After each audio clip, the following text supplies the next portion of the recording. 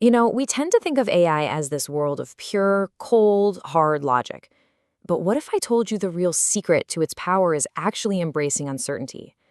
Today, we're diving into probability, the language AI uses to understand and make decisions in a world that is anything but black and white. All right, let's get right into it. So let's start with a really fundamental question. Why can't a computer, a machine that's all about logic, just deal in absolute certainties? Why does AI have to get comfortable with maybe? Well, the simple answer is that the real world just isn't a clean, deterministic place. It's messy, it's complex, it's unpredictable. And for an AI to actually work in our world, it has to learn to handle that chaos.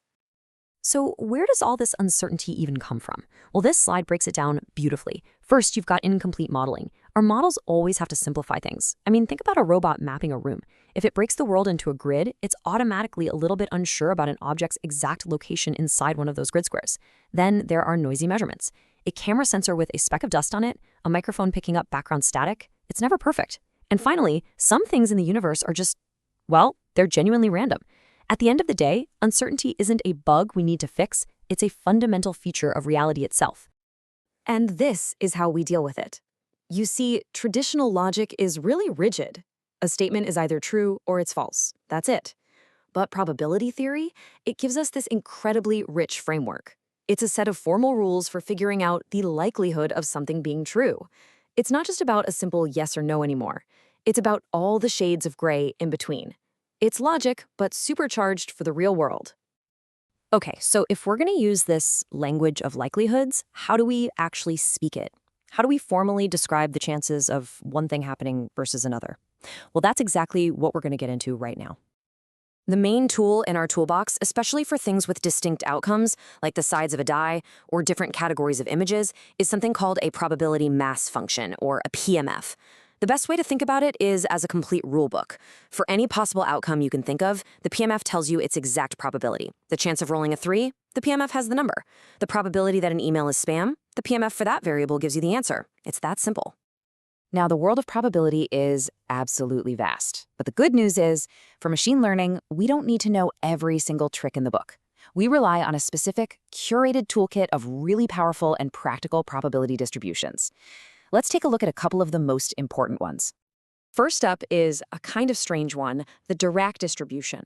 I want you to imagine taking all of your belief, 100% of it, and concentrating it on a single, infinitely small point. It's kind of like a laser pointer, right? All of its light and energy is focused on one tiny specific spot. That's what the Dirac distribution is all about. It represents absolute, unwavering certainty about a single value. And while it's a bit of a theoretical idea, it's actually the building block for something incredibly practical, which is this, the empirical distribution. Now, don't let the math on this slide scare you away. The concept behind it is actually really simple and intuitive. All this formula is saying is that we take every single one of our M data points, we put a tiny Dirac spike of absolute certainty right at its location, and then we just average them all together. What you get is a new distribution that perfectly mirrors the training data you have. It's basically the model's way of saying, look, right now, my entire understanding of the world is based only on these exact examples I've been shown. Okay, so we've got these distributions that can describe what our model has learned. But how can we tell if a model is confident or confused? We need a way to measure its uncertainty, to put a number on it. And that's where this amazing idea of measuring surprise comes into play, using a concept called Shannon entropy. Shannon entropy is honestly one of the most elegant ideas in all of information theory. It's not just measuring uncertainty, it's quantifying surprise. Think about it like this. If you live in the Sahara Desert, a weather forecast of sunny is not very surprising at all, right? That's a low entropy situation. But a forecast of snow? That would be incredibly surprising. That's a high entropy situation. The more predictable an event is, the lower its entropy. The more surprising, the higher it is. And this chart shows that idea perfectly. Take a look at the edges, where the probability is close to 0 or close to 1. An outcome here is almost a sure thing. So the surprise, the entropy, is super low.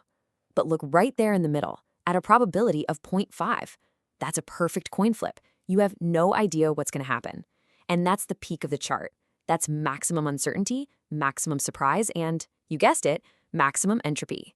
This gives us a concrete number to measure our model's confidence. So here's the crucial takeaway. This gives us a mathematical tool to measure how confident our model is. And why does that matter so much? Because a model with low entropy is basically shouting, I'm really sure about this prediction.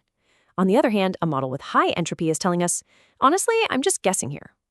This single number gives us a powerful signal about what our AI knows and what it doesn't, which is absolutely vital for making it smarter.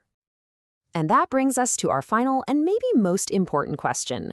So we can measure the uncertainty inside our model's predictions. That's great. But the whole goal of machine learning is to make those predictions match reality. So the real question is, how do we measure the gap, the distance between the world our model sees and the world as it actually is? Answering that one question is the key to training almost every single deep learning model in existence today.